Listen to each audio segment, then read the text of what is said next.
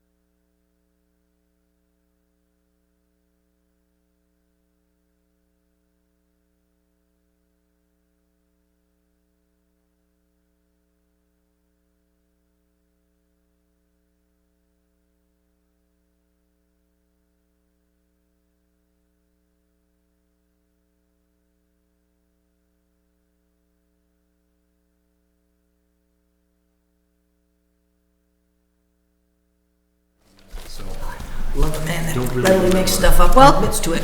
Welcome to the October 10th meeting of the ZAC Committee. We seem to be missing a few members. Rhea will not be able to join us tonight. But, oh, yes, we were going to wave at her. Rhea might be watching us on TV. And I haven't heard from anybody else that they couldn't make it, so I'm hoping they will show up. And I know Matu prepared some material to discuss as well, so. But let's go ahead and start with the solar overlay district and the information that you gathered in July, Ted, July and August. I think I said in the spring in an email and I was wrong. It just felt like in the spring. Yeah.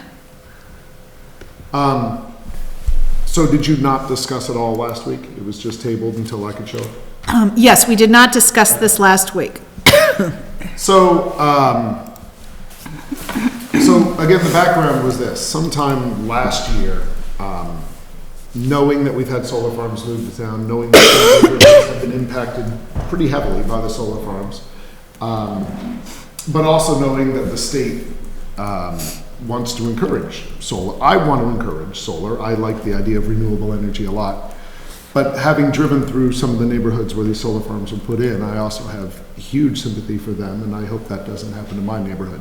So I wanted to see if there were some ways that we could have a little more control, we the town, over where solar farms go. And the message I got was there's not much you can do because the state so much wants solar farms that you can't change buffers, you can't do all sorts of stuff. What I found initially was that Wellesley had created I don't think they call it a solar overlay, but an overlay. And so I thought to myself, that's interesting, let me see what I can learn.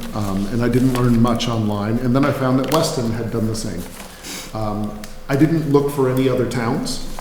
My homework was to see if I could learn more about Wellesley and Weston.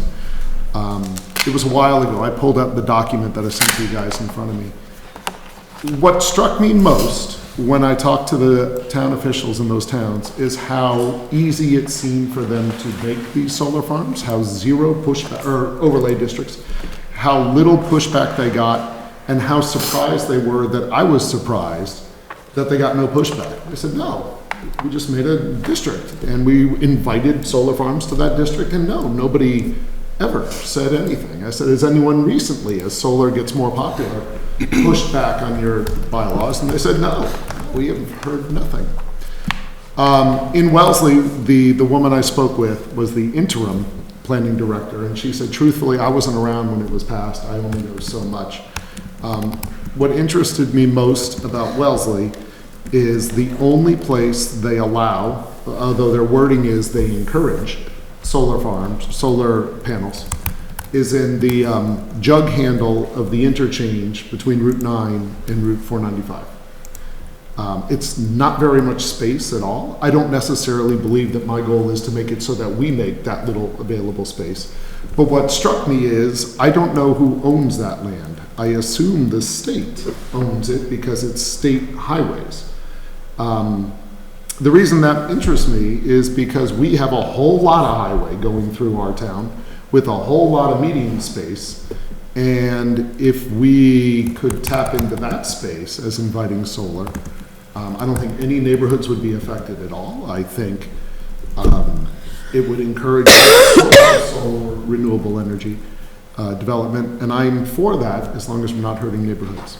So I asked about that, and she said, I don't know who owns that. I don't know anything about that. So I left it at that. In Weston, they had, as near as I could tell, it was essentially a dump that they wanted to redo. It runs along the bike trail that they had fought for some years, but now the bike trail is there and paved. And right in there is where they created their renewable energy overlay district. After a year or two, a company found it and moved in, and they said they've had a great relationship with that company, and it's worked out wonderfully, and it's not impacting neighborhoods. What Wellesley said is I just remembered this looking at my notes. Part of the reason they created that district is they were trying to become a, what's the official term? A green community. What's the official? The DORE? Yeah. And so that was an effort in that direction. So the woman encouraged me. She said, well, make it part of an effort to become a green community. And then I found out we already are a green community. I don't know if that makes it easier to make an overlay or harder because we don't have an end goal that we're trying to achieve. But both of them are green communities, and both of them said this fit in their planning with being green communities. So that's what I learned. Again, I don't know if any other towns have done anything. I don't know what we can draw from that. I've seen something in Westboro. When you go to the Westboro station on the way Yes. from 135, Yep. that's bang in the middle of a neighborhood. It's a very narrow street, one lane, homes on either side, and then just before you turn right to get to Westboro station on the right side, it's a couple of parcels of land. In fact, one of them is bisected by another road itself. So back to your point about Westboro doesn't have, maybe there is other stuff on the highway, but there is overlay or a district right in the middle of a residential neighborhood. Westboro actually has a couple. I can actually speak to that if you'd like, as I'm a Westboro resident. So that one that's on Fisher Street, I believe, that was basically built before they had a solar bylaw. So that's why it's got that green screen on the fence, because they basically had no restrictions on solar farms at that point. So that company just came in and located right there, right up to the street. And it was kind of a concession, knowing that they got away with it, to put that barrier up. Okay. And then there was arguments that the reflection, since it's right at street level, might affect some of the cars on that road. The other solar arrays are, if you're going up, not on Otis Street, so if you go up Milk Street, there's one, and you know where Cold Harbor is on the left? Yes. If you look over to the right, there's like a think it's a U-Haul place or something like that, but down, lower, there's one there. And then if you're going on 495, before you, I think it's before you get off exit 23B to get on 9, there's that one that's north of Flanders. Yes. Yeah. And that one, if you actually go on the road that's, has the solar farm adjacent to the houses, that's got, I think, got a stockade fence, so you really can't see it from the road. It's a pretty high stockade fence. I want to say there's another one, but I can't remember where it is. So that one that's right on Fisher Street is kind of Okay. Not a good example. not a great example Okay, because, yeah, that was done without any restrictions, really. okay. And do you know what the current zoning in Westboro Not is? off the top of my head, I don't. So that's what I learned. I don't know for sure what to do with that, but it seemed to me at least an invitation that maybe we shouldn't, if this is an idea that appeals to people, this solar overlay, that there seems to be a route where this is a possible thing, that towns have done it and towns have not gotten pushback from developers or the state, and it might be worth pursuing further. So it seems to me that we could come up with some recommendations as to areas of town that might be appropriate for this. But my suggestion is that we would take it in a pretty stepwise process where maybe come up with some of these suggestions and then hold a public comment or something like that, to get feedback on that. There's also the property owners themselves in those areas, that we might want to make sure we're involving in a process before we try to, send it on to town meeting as a done deal. Would it make more sense to have public comment in front of this body or the planning board? Probably in front of this body, because we would be the ones drafting the language Yeah. to send to the planning board. Planning board would still have a hearing on it Sure. Yeah, when they made their decision. Well, I guess, and I'm not on the planning board, I don't want to, I fear doing too much work and then having the planning board say, that is a ridiculous idea for places for solar farms, and then we're back to square one. I wonder if there's a step-by-step process to say to the planning board, maybe this is something we're talking about. What are your initial thoughts? We could ask Mary to take it to the Yep. planning board Could do that. before we spend a lot of time working on it. Could I ask a question on that? So you made a comment that Wellesley's person was surprised that he was surprised. But then you earlier prefaced that by saying that you felt that neighborhoods would be adversely impacted. There is definitely a conflict in those statements. Why would She was neighborhoods be surprised adversely that we were impacted? worried about pushback. Right, but what is your basis for assuming that pushback? Because that's what I'd heard in previous discussions in here and from other town officials, that the state is so encouraging renewable energy development that it's very hard to establish restrictions that might protect neighborhoods. And so when I shared that news with Wellesley or Weston, they said, well, nobody's ever said anything to us. We just did it. And nobody, But my recollection, when we were looking at it originally, was it could not be prohibitive and it could not be restrictive. We had to come up with a set of rules that were reasonable. Okay. And based on that recollection, looking at Wellesley's done, where they've got this one small spot that's saying, we'd love to have you, but you can only be here, that goes against the directions that I recall getting From the state. from the state when we wrote it. That's, I think, why I was surprised that it was okay for them to do what they had done. Okay. So you've got to accommodate those solar companies rather than restrict them. I mean, if those are the two ends of the spectrum. Right. Okay.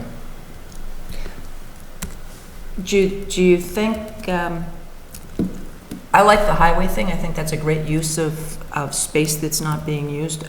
I don't know whether it causes any issues, whether the highway's running north-south or east-west with reflection and increases accidents or anything. And I wonder if maybe Carolyn Dykema might be a good place to start because she is on the transportation department. She also, part of my mailing, and honestly, I only know a little bit because someone sent it to me, she was talking to planning board member Gary Trendle, because Gary raised the issue of solar development in our town. And so I included in my email to you guys the letter that Carolyn wrote to, and I don't remember the state official's name, Judith. saying it's time for us to reconsider our policies. Can we reconsider green space versus brown space for the developing solar? And so maybe stuff is happening above us that might help prevent some of the, in my opinion, uglier neighborhood impacting solar farms that have come into town. So there could be multiple levels working, and maybe Carolyn's good for both of those. The Did you reach highway out to stuff Gary and- at all? Because he had the Only very conversation with her? informally. I haven't sat down. I think our summers as Little League parents and stuff like that made it so we didn't see each other much. And we didn't have as much free time as it feels like a summer ought to give you. Right. So does the state have a recommendation on how contiguous that space has to be, how large that parcel I has to honestly be? don't know. Okay. Okay, so we need to do some research in terms of the state requirements, if any specifics. I also agree with the fact that neighborhood has to be taken into consideration, because I have a colleague in Cranston, Rhode Island. She's fighting the solar overlay from their town because it's abutting their backyard. So it is going to be resistance from either side, even some neighborhoods may fight it too, so it has to work So for everyone. that was my earlier question. Yeah. If it abuts her neighborhood, is there a risk of her property values coming down, or is there something else? Property values, and apparently there is she had a list of concerns, I can gather those Okay, things, but okay. there is a group of people who are Sure. fighting it in Cranston right now, Rhode Island, so Sure. I gather more information, but Okay. Well, I think, Ted's ideal was that we would find places that might not affect any neighborhoods. yes. Right. That may not be achievable, but yeah, that's certainly, Although the Wood Street one would be perfect, the one that I was just talking about before the meeting started, the Wood Street Solar Farm. Oh, this is Zero Wood Street you were mentioning, okay. It seems to be on an area nowhere near houses, an area that's already been ripped up and was used for, I don't know, a quarry or something or other. yeah, that's stone beautiful. crushing, stone crushing. Based on the zoning map, it looks like all the areas that are right next to the 495 highway, the Clover, all of them have been designated as agricultural zones. So maybe we have a little bit of control over what goes there. I'm just going by the map, I don't know. Yeah. That could be just, it defaulted to green on the map, Yeah, because that was, that's true. Maybe everything started as green. I don't know how it was done. Okay. Okay, so, looking at the specifics from the state, hi, John. And, who owns the Cloverleaf land? Coming together for areas to suggest based on that research, then getting some planning board feedback, and, then going into a ZAC public comment and contacting property owners, for those comments as well. And then finally drafting language and the map, map changes for a final proposal for town meeting. And somewhere during the process, possibly multiple times, would be involving Carolyn Dykema. I think one question too that would be important to get answered is how difficult is it to lease state land? Because I imagine the road or the space between the two sides, like 495, is obviously state land. Well, the state has a whole new, actually new, and now it's about 18 months old, where if a town or municipality in general has a higher embedded use for any state property, you petition for it, and you can get it. That's what we're working on it to try and get to help with a possible location for the fire station. For one of them. So if there's something that we need, I can get the contact information. It's out of the governor's office. Okay. guess I'd just be interested in seeing what the process is. There must be a fee associated with it, right? You buying the land, you're just taking the land? So we're Higher talking and better about for a solar facility, For the town to use it? no. If it's municipality, I'm saying if it's, I'm talking about a private company. they do Leasing their the own land. deal. Okay, no, okay, that's not what they But there meant. must be a process for that too. I don't know. Because like in Framingham, there's a facility that appears to be on state land. On their Well, the Mass Pike, they have, Mhm. there's a lot of them on the Mass Pike. Right. So 495 would probably be similar. Okay. Can I ask who wants to take the lead on this?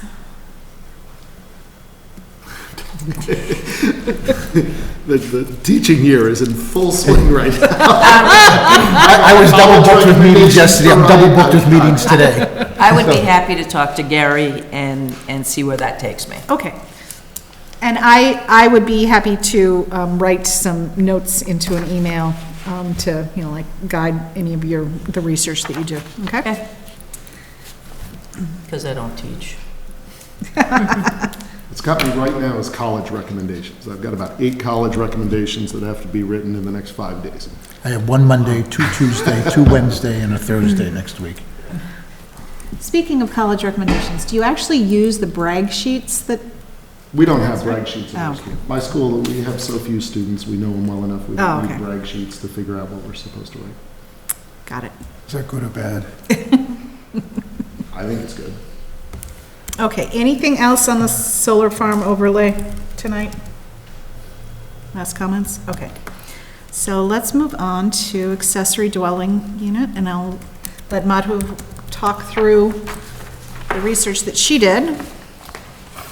Yeah, I literally dumped whatever I could gather into that document, but from what I see, please correct me if I'm wrong, from what I understand, the point is that it seems to be, for accessory dwelling, there's a lot of special requests that is going to the zoning board for appeals, and they're trying to reduce it by trying to clean up the zoning bylaw for accessory dwelling, so it can be made better. Yep. But if you see if you compare it with the current zoning bylaw for duplex, everything needs to go to zoning board of appeals. That's how we have designed it. If I look, but taking a bigger picture, if I looked at other towns, there is not even like a separation between an accessory dwelling or a duplex. Anything is an attached add-on kind. Everything is qualified as an accessory attached to the house. So there is no distinction as a separate accessory dwelling versus duplex and stuff like that. So I am trying to find out, are we trying to make it cleaner, or are we trying to, the purpose of it? Because the motion that was proposed to the town meeting was to just scrape the whole thing and rewrite, and it got, from my understanding, it got rejected for semantics more than the whole point. It was just some line was ambiguous and they pushed back. So are we trying to scrape the whole thing and redo it, or are we just cleaning it up so that not too many requests go to zoning board of appeals? So, okay, this is, and I looked through my notes from that town meeting as well. And I was also on ZAC that year that we proposed this. My general recollection and what I see in the notes is that we were trying to make it easier for the homeowner who wanted to, create an accessory family dwelling unit, make it easier for them and make it easier for ZBA. So not to have quite as many go through them. So trying to define what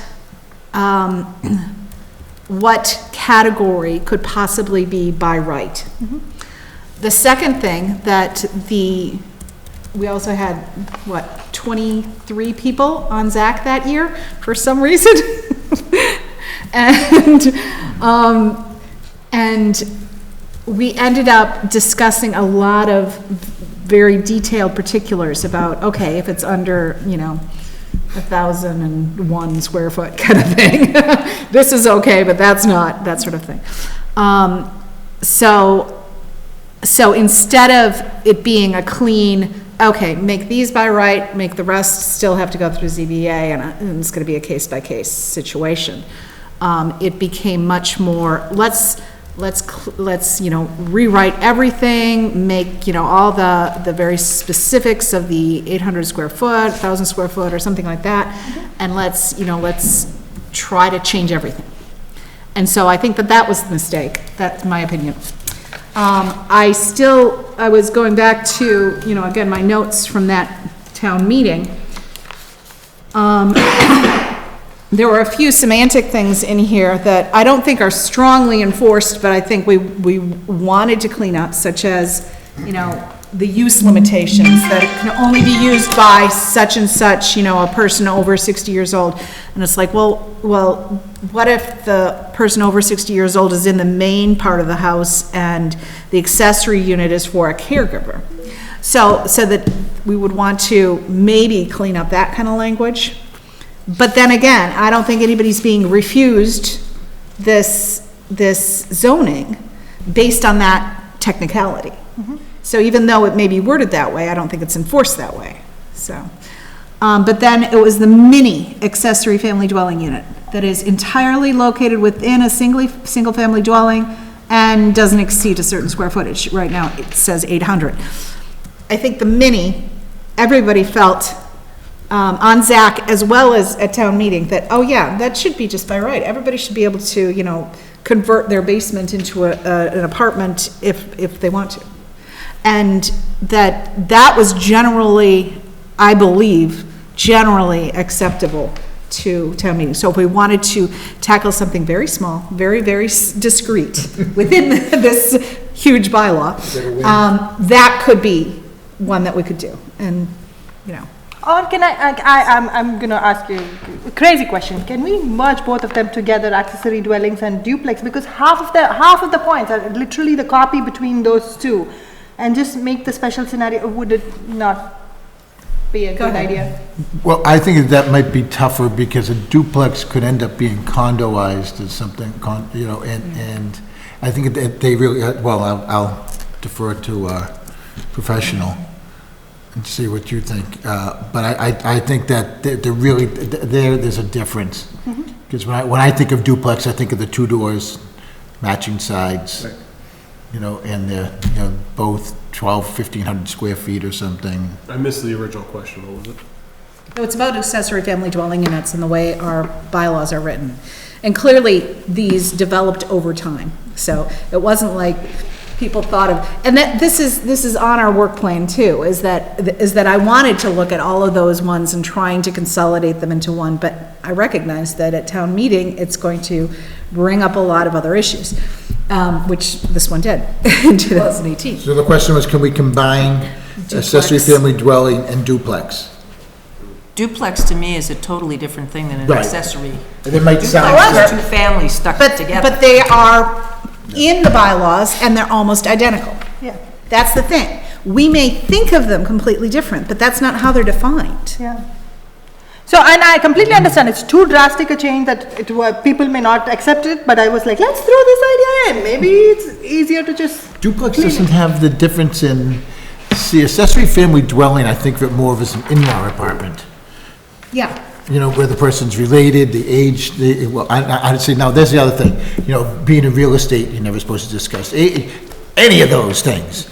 Age, sex, You cannot do children, none of that stuff. So, in that respect, maybe they are the same, if we start talking national law. Can you take me back one step? Sure. We have a bylaw for duplexes. Yep. Can you tell me, just point me to where duplexes are referred to in what we tried to do before? Because I see them as two totally separate things, but you said that it's the same. No, they are. I'm just, because what was proposed was to rewrite the accessory dwelling, the whole section of it, because it was leading to too many special case scenarios. As a solution for it, I asked, is it possible? Because there are too many similarities. If you compare both of them, half the points are literally copies between those two things. Duplexes has some extra points. So I thought, is it easier to propose that, okay, changing the accessory dwelling by itself seems like a crazy idea. Is it easier to, we merge it into a duplex zoning bylaw? Would that be an easier idea to pass? But maybe it's not, so. I think that would be a lot more difficult. accessory, to me, and maybe I'm wrong, and you can correct me if I'm wrong, means that it has a relationship with the primary function on the property. Duplex, to me, I see as being two independent things on the same property. They have different ownership. It's not one property owned by one person. The ownership is different. Well, it could be owned by one person, rented or something, but it's more of a two-family, like you're It could be, saying. but they're not, Yeah.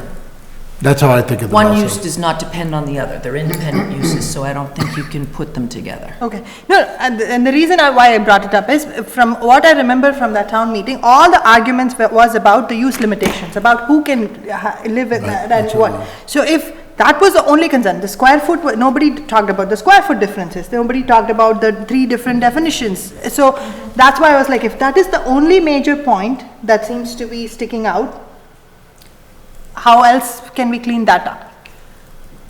I think the fear at town meeting was you build an accessory use for your aging mother to live in that house, and then your aging mother dies, and now you have basically an independent living situation in that house, and it becomes an apartment for somebody else. And I think that's where the fear was at town meeting, that people did not want all of a sudden to have all these in-house apartments as rental properties. But, again, I could be totally wrong, but that's Now, I see what I... that, now I look at it a little differently. It's like, why do we look at that, fear something like that? Right. When the one thing that we're lacking in our town is affordable housing. What would be the When a fear? one-bedroom, when a one-bedroom apartment is $1,850 a month up here, and, you know. Then I think it becomes a marketing thing, Yeah. rather than... But what if would you be the don't fear? put it out I know, there I as- know what you're saying. If you don't put it out at town meeting as, this is what it is, this is what we're trying to accomplish, this is a good thing because it provides this, if it converts to something different. But if you just try and put it through as this, then people start looking at all the possible things that could happen as a negative as opposed to a positive. So maybe what we do is we put it out there as an accessory family, so we, you know, and this is my only fear is, can we get away with saying it has to be somebody in the family, it has to be somebody at this age and this kind of stuff, because are we, just like when we did the sign bylaw, all of a sudden we thought it was perfect, and then the feds came along and said, no, you cannot control content, you know, and, so I'm wondering if we do all of this work and then all of a sudden an AG comes along and says, wait, age? What do you, this age, like what just happened to us at Legacy Farms, where we had to make the choice, you know, do we want affordable units or do we want to lock in the age discrimination part? Yeah, but these would never have an age, No. so it would never be part of your 10%, so you can regulate it however you want, I think, can't you, John? I mean, if it's not gonna be required for affordable housing for the SHI, then No, I wasn't talking about it for affordable housing. I'm just saying that if, when we say accessory family dwelling, we put parameters on it as to who can live there, so it's not an apartment. So what I'm saying is, you know, do we come up with let's say the person that's living there does pass on, and they have an open unit. Well, let's streamline the trip to the ZBA or something, so that a legal conversion can be done and it's tracked, and that we can put parameters on that. So if they do want it to be an apartment, so it does have to be over 600 square feet, they do have to have 2 parking spaces, they do have to have the smoke detectors attached, you know, all of those rules and regulations that cover a regular apartment, so people aren't having illegal apartments. So that so at least we as a town can have more control, and then if they do end up being somewhat affordable, we can maybe put them on the rolls to some extent too. Could we even suggest that for a start, it has to be occupied by a family member, in-law or a older son? Oh, with right, his that's what I'm family? saying, right. I think in Okay. order to build it, that is one of the. Oh, requirements? Okay, But they're Yeah. saying if it's already there, right. and then all of a sudden it becomes empty. Then, of Then- course, yeah. That's the thing, is to just to get people to, you know, want to abide by the law because it's, we know, we don't make it, it's not scary. It's like, look, you gotta come in, you gotta make sure that you meet these conditions. You have to have 2 parking spaces, you have to have the fire alarms connected, you have to, et cetera, so that we don't have illegal apartments going on. I think that's fair. So the other thing that I think we learned from this presentation at town meeting is that even though the warrant itself has to be done in the way that it was done, it has to show the new wording, that the presentation of that information before people vote needs to have kind of the red line of what is changed versus what is new. And that was done with all the zoning bylaws that were introduced last year, 2018, so. 2019, I'm sorry. What year is it? So I think that was very effective this year, is that up on the screen, we had a PowerPoint that showed the red line version of what's really changing. And then in the book, they could read the entire wording, but they could see that only certain parts were changed. So, and that had not been done previously, and that was, I think, very important. So part of it is selling it appropriately, but part of it is not trying to go too far and make a host of changes all at once, because even though it's cleaner and more efficient, I think, people will vote, if they don't like one of the changes, they'll vote no. And if they liked 6 changes but not one, they'll vote no. So we need to change very specific parts, and do it piecemeal. What I suggest, because another one of my pet projects was just trying to make sense of the differences and similarities between accessory and duplex and so on, is perhaps, Maru, you've done some research on this, and you and I could work together and create a chart that, again, could be just for our own use to make sense of it, could be something we could introduce into the zoning bylaw to make it more clear to people using it. Not changing the wording, first of all, just to say what's in here and to do it on a chart. That's just my suggestion as a start, because I think it will also help us discuss the particulars more clearly. Because, we talked about what a duplex means to me, so let's see how it's actually defined, and, make sure that it does mean what we think it means, and if it doesn't, maybe we can propose changes. Yes? No?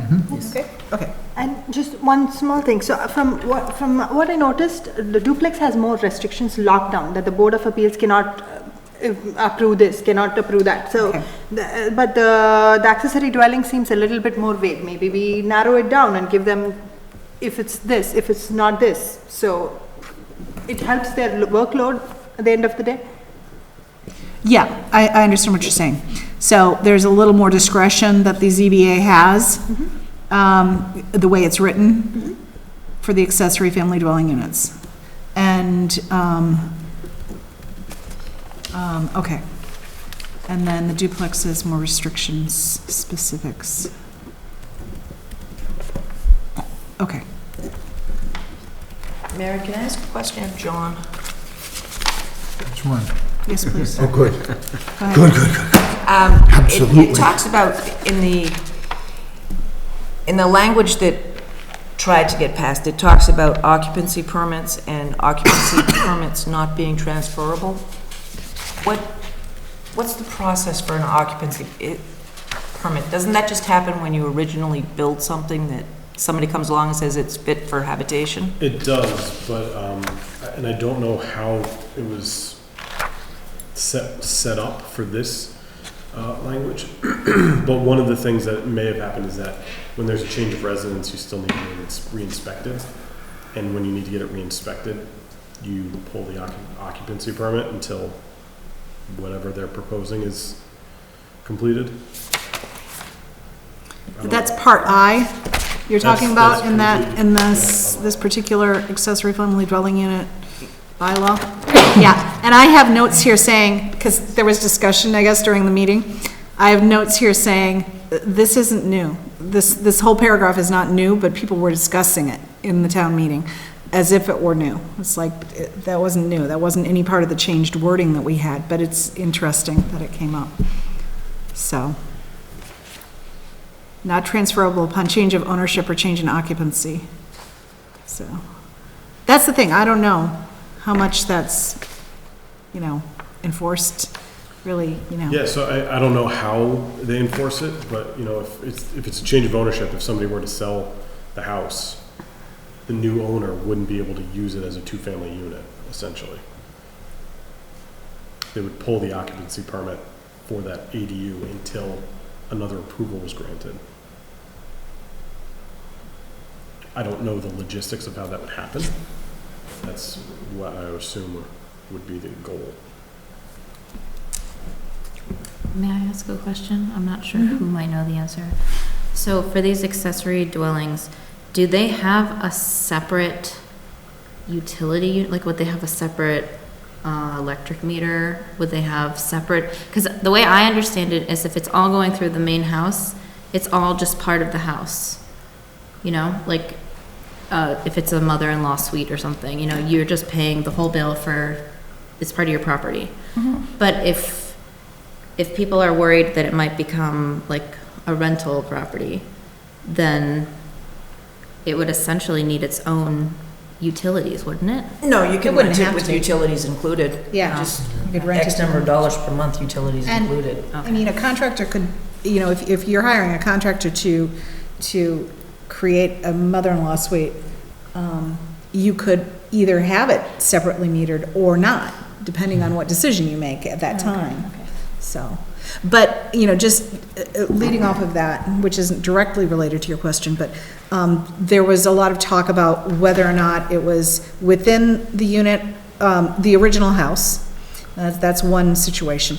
It is attached to the original house, but it is a separate building.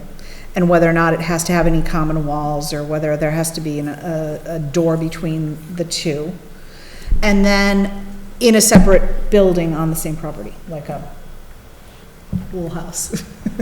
Detached For from. instance, yeah, Or detached something like that. garage or Yeah, something. yeah. So, and then it's a matter of, what do the neighbors think, of when it gets into the fear factor of you're creating an apartment for your 20-something kid.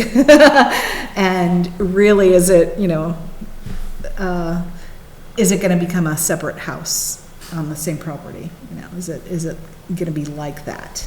Do you think we should specifically mention that it should not be allowed to be Airbnbs or something if the intended occupancy is That not? came up last year too, Airbnb. Oh, yeah, no, we try to stay away from that. Yeah, and actually, it was noted at the time that there wasn't a huge use of Airbnb in the town of Hopkinton, so we probably, didn't want to spend a lot of time worrying about Specifying that. it, okay. But I think it's worth looking at every once in a while, looking at the Airbnb and seeing what pops up in Hopkinton. And, so we know whether or not people are using it for that. Well, I recently properties looked, for that. because I'm hosting Thanksgiving this year, Yeah. and there's nothing in Hopkinton, I don't think. Yeah. I think the closest one I found was in Westboro. But if the 20-something example that you just gave out, Yeah, my 20-something could be living with me and have 5 kids. Yeah. And the town would not have any restrictions on that, correct? They would be living with me. living with you in the Correct. same house, yeah. By that same token, Yeah. even if you have a detached property accessory and they happen to live there, it's still the same number of people as before. It so happens that they are now living in the accessory use property or the detached one. So from a neighborhood objection or neighbors complaining, are there any grounds for that? Meaning if the Right. fundamental nature. I think, again, that the potential for, again, this is, I'm speculating what people's fears might be, Okay. but that it could then turn into a rental property from that. It would, slide toward that. Okay. But if it's all in the same house with the same entrance and everything like that, that's not gonna happen as likely. Would it make sense for us to decide whether, first of all, these 3 items should be kept separate, or whether they should be lumped together?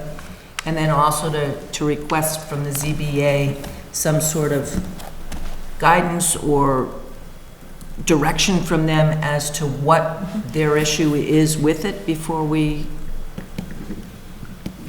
start Yep. trying to fix things that... Last year, at the beginning of our session, I did ask Mark Hyman, Chair of ZBA, I don't know if he's Chair this year, do you know? Do you know? Yeah. Yes, okay. I was there yesterday. Okay. So I asked Mark if he wanted us to retake this, this issue, and he said, don't worry about it. Because he did introduce it for the previous year, and introduced the discussion, and he was on Zach that year too. And he hoped to have it, but then after it was defeated at town meeting, he was like, no, don't, try to take it up again. So I don't think it's, it's high on his list, but he did originally introduce it, because, he was just hoping to make a few fewer things on the ZBA list and a little bit more streamlined for people. Because he said they grant everyone that comes before them. So, again, it's like, why come before us if you're gonna grant everyone, kind of thing. I've been sitting here quietly because I'm asking myself, why is this coming up again? I think if we did take this up, it would be the 3rd time in 4 years. The first 2 times, it didn't go anywhere. It feels like maybe we ought to let it rest. I think my memory of town meeting is a lot like everyone else's, and I think there's a huge fear in town of anything allowing even further development and more pressure on schools and all sorts of stuff. And any chance that making these bigger, making them more separate, making them more by right, that could lead to even more population growth and all the pressures that come with it, is gonna lose again. I wasn't here last week, so I don't know how this got back on our agenda. And it's fine that it did, but it surprised me to see it on the agenda again, given the discussions the last 3 years around it in the town meeting. So. But I think that we still have parents that are getting older, kids that are moving back. What's the hardship in going to the ZBA other than it gives the ZBA a bigger workload? Is it can take 3 months, 4 months sometimes to get through it. I think we can predict parents' age pretty well. Further than 3 months out. I know exactly how old my mom's gonna be 4 months out. Right, but you can't start, no, but you can't even start building anything, I get doing that. anything. I can No, but she predict how old can my visit mom's for gonna be in 3 a year. months while you go through the process. She can live with you. There's nothing saying that she can't live with you. You're just looking to I get it. create a separate space for her. So I guess I would tend to agree with Ted that there's no impetus for us to beat this horse again. And the other part of the flip side of it is the keeping more seniors in town, if they can live with another family member, that keeps more seniors in town than if, they cannot. And things could just happen, we could just end up with illegal apartments. That's, my whole thing is, let's be able to track them. And the other part is tax them, speaking as the selectmen. The what? Speaking as the selectmen, tax them. Being able to tax them, yes. Yeah, I mean. Well, if you put another bathroom and you put another kitchen in your house, you're gonna pull a permit, it's gonna increase the value of your house, so you're gonna get your tax revenue for it. The only difference is you're gonna put a door in there, Well, the other thing is, right? based on the size of your Right, septic but then you're tank, technically already building the This is true. apartment and, which would, at what point does it become legal? Then the parent passes away and then you've really got an apartment and then you start renting. I'm just addressing your real estate tax question, or point. You're gonna get, if you make an improvement to your house, you're gonna get real estate taxes on it. Right, but if you have it as an accessory dwelling, you can actually, raises the value of it, as opposed to just having an extra kitchen and an extra bathroom. It's a lot more money, actually. Okay, but the guy comes to your house and he goes through your house and he says, okay, this is a separate dwelling. Who He's gonna comes to know your what the value is for that. Who's gonna come to your house? The Yeah. assessor came to my house not long ago and took a stroll through my house to see what was going on. Oh, you don't have to let them in, though. But if I don't let them in, they're gonna assume that all kinds of things are going on. I'm just, I'm just saying, if it's better to make it legal, and make it easier for people to make it legal, rather than have them hide it. I haven't seen the assessor lately. I'm sorry? I haven't seen the assessors lately. Nobody's come to my house. So just, sorry, completely unrelated question. So just to reduce the workload of ZBA's perspective, the design review, there is a design review for duplexes, but there is no design review for accessory dwelling. Because in the design review point, they are forwarding some of the documents to the design review board for review and recommendation. It seems like they're giving away a little bit of a load off to design review board to confirm things. Adding that, will that help their load, if that is the concern? But then, the one that doesn't have the design review board, Is that, yeah, that's accessory because dwelling. the owner, the person who's making the application has to go through two boards versus one board. So, yeah. Yeah, don't we only use design review board for commercial? I didn't realize we used it for residential. I thought they only did commercial. Site plans, any site plans, Site plans, anything with the site plan? yeah, any site plan before the planning board. Right, so you wouldn't have a site plan with a, But it's listed in the duplex? In the duplex, it is listed as the design review. The Board of Appeals shall forward a copy of the submission materials to the design review board for review and recommendation. that's weird. We haven't had one come up in 6 months. Is that, does it specify for new duplexes versus Oh, yeah, reconstructed? It just says the design review board shall review the exterior design of the proposed buildings, parking, driveways and landscaping, and screening to determine whether the proposed lot development will be compatible with and not detract from the surrounding neighborhood. Such review shall include consideration of the design guidelines adopted pursuant to 210-145 of this chapter. Nothing about commercial or residential. Okay, well, I take your point, Ted, that maybe it's not a high priority for review.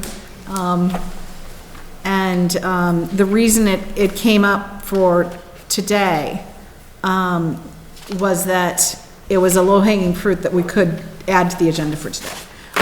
When we were reviewing the work plan last time, we were just saying, okay, we're starting up again, and so, we're kind of starting from scratch. We knew that all the information that you had already done for solar overlay was done, so we didn't have any other major action items. Madhu said she could quickly review what had been done. And That's with Mary's why. notes, we thought we could, just like you were saying, could we change one little part and just try and make something easier? Yeah, and maybe with that Yeah, would be and an just do a small improvement. bite and see how. So that's why they came up. But no, I think it's a good question, why did it come up again? So I would like to put this on our action item list and keep it on our action item list, but not necessarily have it the first thing we do. Okay? All right. So, any last comments on accessory family dwelling unit tonight? Nope, okay. So, on our work plan, I did not send out a new one because. Oh, that's why I was looking for the new one, oh, okay. So, from last time, if you have that copy from last That was from time. 10, that was 10, the 10:30 meeting? I mean, there's 9:30? 9:30 meeting, Okay, so we ended on item number 17. And that was something, John, you were gonna, discuss with Elaine, that's the wireless communications bylaw. And discuss with Elaine what changes are necessary to bring this up to speed with federal law. Okay. So, starting on number 18 on our work plan, residential fire sprinklers. I did not send out the information, but Carol and Madhu and I attended the fire sprinkler demonstration and talk that the fire department organized last week. Yeah, last Wednesday. And it was really neat. It was really great. I'm not going to go into details tonight, but it will be for a near future time that we'll go through it in more detail for all of you.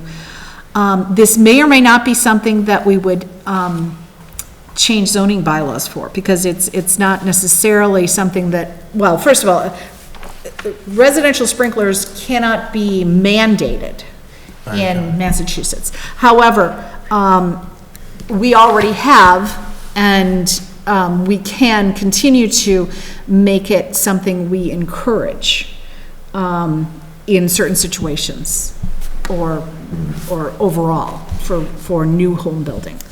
And there's a lot of good reasons to do so, which I'm not going to go into tonight, but suffice it to say, I think the three of us who attended were certainly convinced. Do I speak correctly for you? I do. Yeah. You do. I think it's something that, the planning board should take a very proactive role in. I don't think it's anything that Zach can do anything about, because But yeah. we can't zone for it. Yeah, exactly. We can't zone for it. However, we could potentially, I was just chatting with Elaine that night too. So, John and Elaine were there too, and some other staff members. That she was saying, you can even just put in site plan review or something like that, something along the lines of, and include, for developers to include a rationale for whether you're, or why you're using fire sprinklers or why not, why you're not using residential fire sprinklers for these homes. So it's like, it makes developers think about it during the whole process, is that justify why you're not doing residential fire sprinklers in these new homes. So, like, oh, okay, it's close enough to the fire station, it's really, something like that. So they have to think about it, so. So Mary, sorry to ask this. So are the residential fire sprinklers the same kinds that exist in offices that burn out and then? Okay. Okay. You don't need to be as skilled to install it. But you need the plumbing to support that, plumbing. right? And that's why it's hard to retrofit, So, but it's relatively easy to put it into a new home. yeah, so a couple points on that, just to build off what Mary was saying. So they did introduce two different systems. One of them that you basically put in new, and it's all whole new piping and stuff. And then the other ones that can tie into your existing plumbing system. So you don't actually need to, it's for retrofitting, but it's also for new construction, so that if you know that you're gonna be putting it in, you can just tie it right into the plumbing system, so the water that you use for your bathrooms and stuff like that. Okay. The other thing, we were at different tables when we were talking about it, but the woman at our table was saying that she's seen a lot of them being done in subdivision regulations. And so you're covering any kind of new subdivisions rather than site plan, all residential things. All of Legacy is sprinkled. Yep, exactly, and that was voluntary, obviously. In Whisper Way, the fire chief convinced Ron Nation to do any units that have driveways longer than 500 feet to be sprinkled. So I think that's 6 units. Are there any towns in the state which do mandate this? So the state doesn't allow you to mandate it, Oh, it doesn't allow. what I'm told, yeah. Okay. You can't require it. Okay. I don't know, I still need to look into that a little bit more. But we can strongly encourage it. So that's what I was wondering. So I know we cannot make it mandatory, but I've seen language similar to, like, say for instance, so the stormwater management, adequate provision shall be made for the proper management of stormwater runoff from the lot. Something like that, adequate consideration should be given for fire sprinkler. Exactly. So that's kind of what Elaine was suggesting, except she did it more eloquently than I did. Yeah. Well, could we mandate stuff like over, like you just said, like over a 500 We have to foot? look into that, I don't know. That's the stuff that, You could use it as a bartering tool. Yes. Talking to a developer, you can have a driveway, you can change it so that your bylaw says driveways can't exceed this, and then use it as a negotiating thing, I would think. Where Yeah, if you- you I mean, could if give you them say- a waiver from the maximum length, provided they do this. But does this language allow you to reject a proposal because that recommendation wasn't followed? I mean, then, okay, so it's, But a lot of what planning board does is negotiation with the Okay. developer. Yeah. So it's, You know, they it's, you give know, you- they propose, a dead-end street that's longer than 500 feet. And then we say, well, you know, that, and then they ask for a waiver, and then they have to, a waiver, special, yeah, it's a waiver, right? There's all sorts of different words for Then these they things. offer you, 500 acres of open space, and you say, okay, that's an extenuating circumstance, and Okay. we'll let you have a longer street, Yeah, basically. But that's actually, it's not really a good way of doing it, though. no, but she was just using this example. It's called shakedown in some world. Negotiation.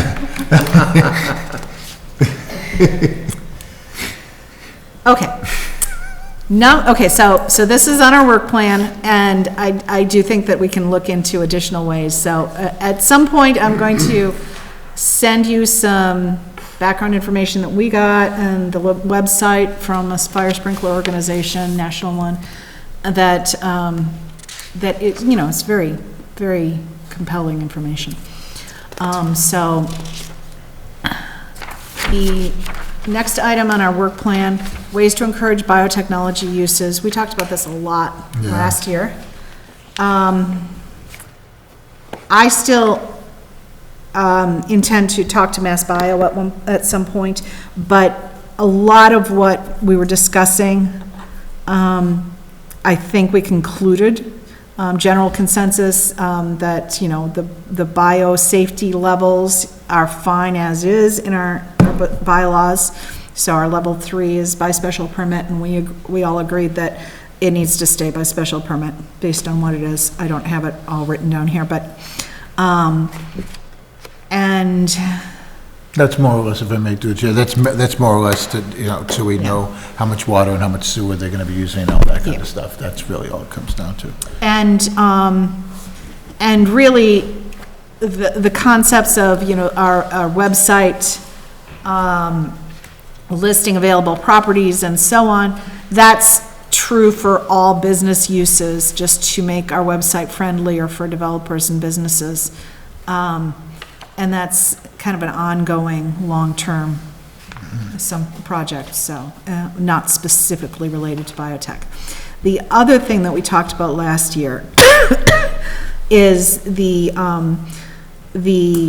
Metro West Regional Transit Authority and continuing to look at a bus connection to commuter rail, which would enable reverse commuting from Boston, Cambridge, out here. So, Ron was gathering information on this, and Brian Herr is the Select Board liaison to the MRTA. So this is something that I just think we need to revisit once every couple of months, discuss with Ron, see, what additional, because it's going to be a really long-term project, because, essentially, if we have the information and then we get the right businesses in place that might need that for their employees, then we can, if we have the information ready for those businesses, then we can make that connection when the time comes. So that's, that's what I'm really looking at for the long term for us to do. Again, it's not zoning, but I don't know who else. And it does relate to encouraging biotechnology uses, so. Transfer of development rights, number 20. And that's a potential way to create work-live play zones. This is something we just need to do research on, the transfer of development rights concept. And the work-live play zones, again, related to, attracting young professionals, and then that's also encouraging our business. RIA is big on this stuff, so a lot of that is going to fall to her, because she's got a lot going on in that area. Yeah, our only real area for live, work, and play is down on Lumber Street, because we already have the apartments. So now we just need to get the work and play part in. Yep, well, the play is coming. Because of the tennis club. It's a much reduced size. Yeah, well, yeah, but it's still Yeah. there. So, professional office district.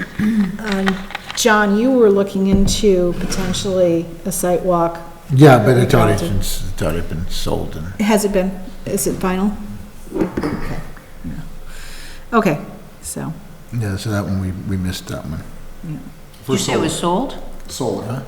Solar. They're talking about developing solar at the Liberty Mutual, but my understanding is keeping the buildings. I'm not sure what they're gonna do with them, but they're not raising. Yeah, but then they're taking away all the parking and everything for solar and all that stuff, and it's a shame. It's just a shame. They haven't laid out where the panels would be yet. They were just in front of Concom talking about where the wetland boundaries are. yep, But the area that they did their survey of seems to keep from neighborhoods. So it may be, while it's not gonna make as much money for the town as if we were able to get some of the other things we talked about in there. You know, back to solar for a moment, I think it's not gonna have a huge ugly impact on neighborhoods. At least there's that. I think. We got that going for us. It's not gonna stink that bad. okay, so that one's off our list. I was still looking forward to a tour though, John. You're gonna get us a tour of that building. Yeah, it's wrong. Those Can two you get real us a tour estate. of another building? Any building. Okay. I hear there was a house on Grove Street being renovated. Might be interesting to tour that. I've heard that too. I Get through ZBA? I see Nanta walk by all the time. Oh, gosh. So, last time, Ted, we talked about the, lighting, the lumens, you know, and things like that, and you were I've done talking about. nothing with that, but Okay, I that's can fine. get in touch with David Rankatori, who gave us the tour before. Yeah, well, we want to do it during the winter months anyhow, so we don't have to wait until 11 o'clock for it to be Yeah, dark, so. yeah. Although I gotta tell you, when we did it in February, it was ungodly cold. So Okay, might not we wanna don't want to wait do that. No. It was unbelievably cold when we did our tour last time. Okay, and the last item on our list right now is 23, remove car wash in the downtown business district. So, last town meeting, we tried to remove it and add it in a different district, but clearly people didn't want to do that, and that's okay. But the consensus, I thought, at town meeting was that a lot of people did want to see it removed in the downtown business My district. sense was a lot of the yes votes were not because they liked the idea necessarily of South Street, but they loved the idea of getting it out of downtown. Where is the car wash? I'm My sorry. guess is There's- if that. It's vote- allowed right There now isn't one. downtown. Oh, My guess is at town meeting, if the vote was only allow car washes on South Street, it would have, I don't know if it would have been more no's than yeses, but it would have been a bigger defeat for that. My sense was, both talking to people, but also sense in the room, that a lot of the yes votes were simply to get it out of downtown. I think it makes sense when we take things to Well, town they- meeting to make them as simple as possible and not try and Yep. put too Well, many eggs in the basket. it's been on the books for 30 years or so, and nobody's ever built one. Right. My understanding was, the hope was that the Sunoco might put a car. Well, the Sunoco, That was the only they place thought that about made it. any sense. But since then, they put tanks on the side, and Right, it's, right. and it's now owned by Cumberland Farms, so. Oh, do they own the Sunoco? Yeah. Oh, I didn't I know. didn't know that either. So Okay, this would include standalone car washes as well as a gas station adjoined I think. car wash? I just pulled it out in the bylaws. It simply says, the following uses in the downtown district,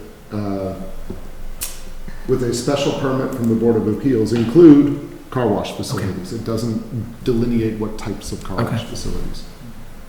okay, so I'll draft some language and then we can vote on it, whether or not it's something we want to send forward.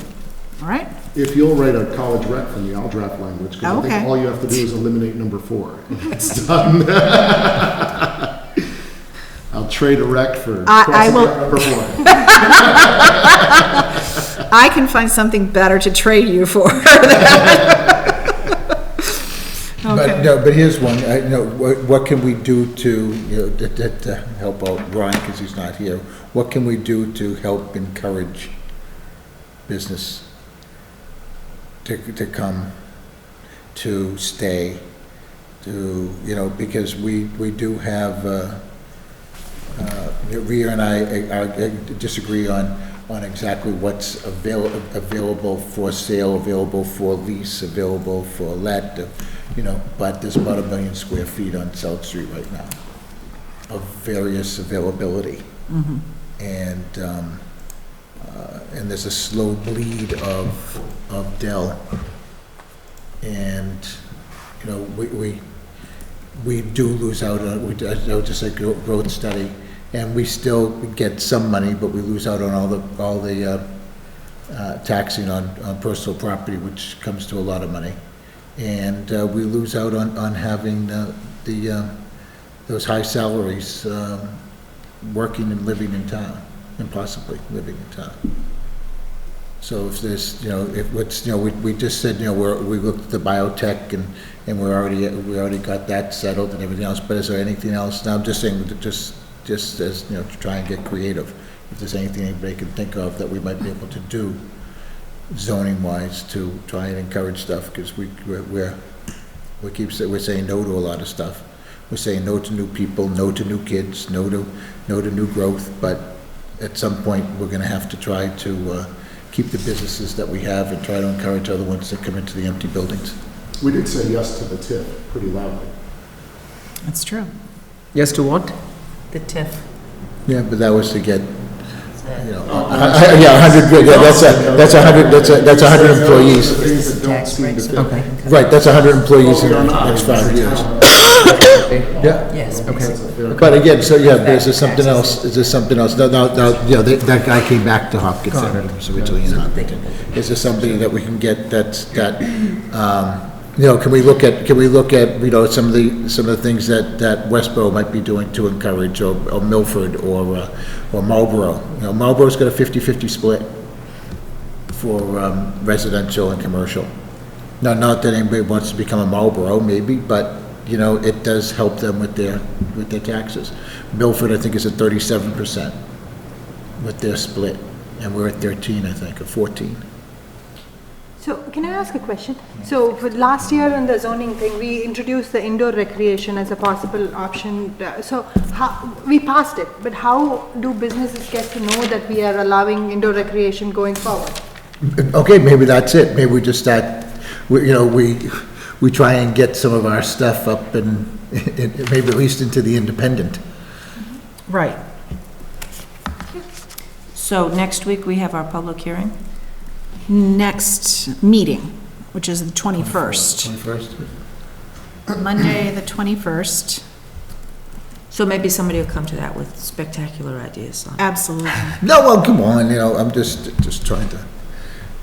No, absolutely. And there were two things that came up in relation to planning board activities that I can't find my notes on right now, but that could be possible new work items. So I'll figure those out. Signage? No. No, not signage. Signage and lighting. That's like. Junk in people's yards. No. Garbage cans at the end of driveways. No. That was for Rhea, who's watching. On the select board, we try to stay away from trees, trails, and trash. Those are the ones that can incite people. Vendor trucks, what's the story with those?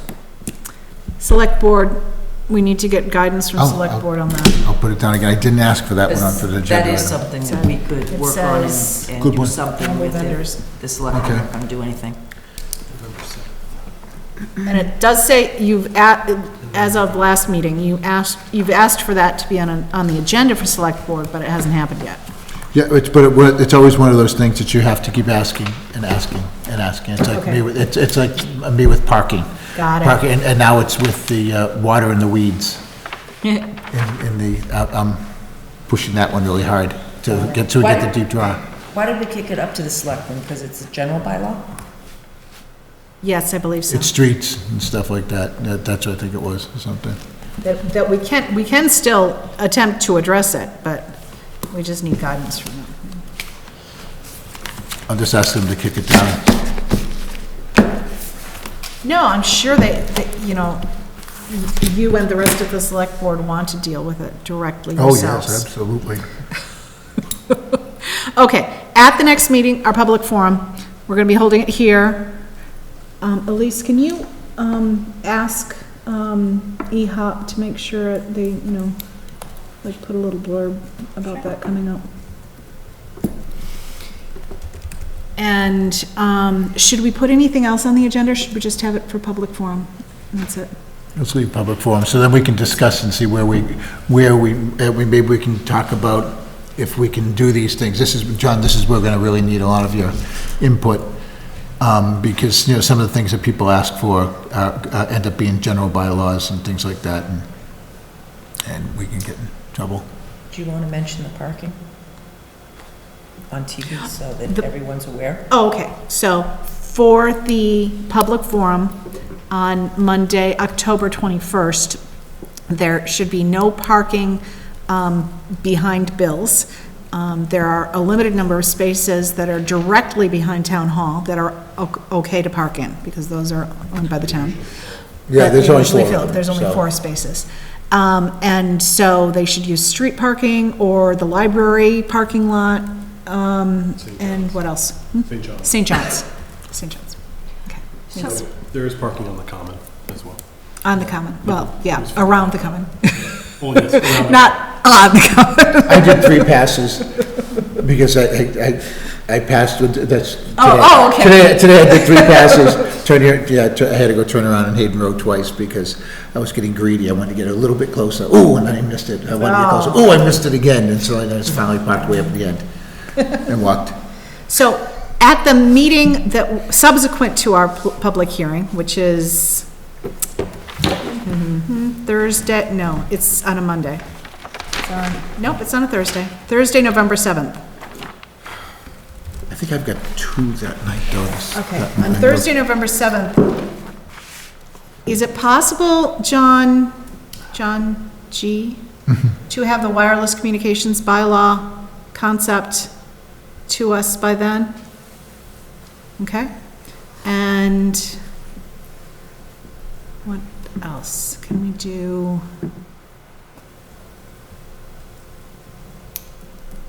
You could leave the rest of it blank to see what comes out of next week's or We next can. meeting's. We can. So I have a question. I don't know if it comes under something that we can do, but when I was looking up zoning bylaws for other towns, they're all not stuck in some PDF. It's there in the web page, so you could search for terms. Everything was directly accessible in the website. For us, it's inside a PDF, so you get to download the PDF. It's like 3 or 4 steps to get to an answer about something. So is it possible that we bring up make it even more easily accessible if you're searching for a term from Hopkinton zoning bylaws? Thoughts? So when you see it on the website, is it actually on the town's website, or is it on eCode? I'm not sure, but it's Probably on on the eCode. page. Yeah, so there's a lot of towns that host their zoning on eCode or Municode, and they basically do all the heavy lifting, but it is a service that the town pays for. I don't know if anyone's ever looked into that, but it's something I can ask to see if something's ever been looked at. We don't have online permitting either, Oh, that town will. but the ones that do, they're all attached to each other. You pass in one town, you're accepted in all the others, you don't turn in any paperwork. Oh, it's so smooth. Yeah, so a lot of towns use Municode and eCode to do that. No, yeah, because I was also, because I know it takes a long time to update stuff in our website, so I was like, if it is up there in the website, it needs to be kept up to date, so it needs to be regularly maintained and stuff, so, I can look into that. no, thank you. And I'm tentatively putting like an update on solar farm, not 11/7, but the following meeting, whatever that is, 21st. John just told me. November 21st? I'm looking for it. Yes, that's Okay. what John just told me. Okay, so that's a tentative agenda item for, just an update on what you've found so far at that point and what else we can do, and that's including you too. Okay, good. All right. Okay. Do we vote to adjourn? I can't remember. Okay. Motion to adjourn, Madam Chair. Second. All those in favor? Aye. Opposed? Abstentions? Okay, thank you. Bye, Rhea. Good night. Bye, Rhea. Okay.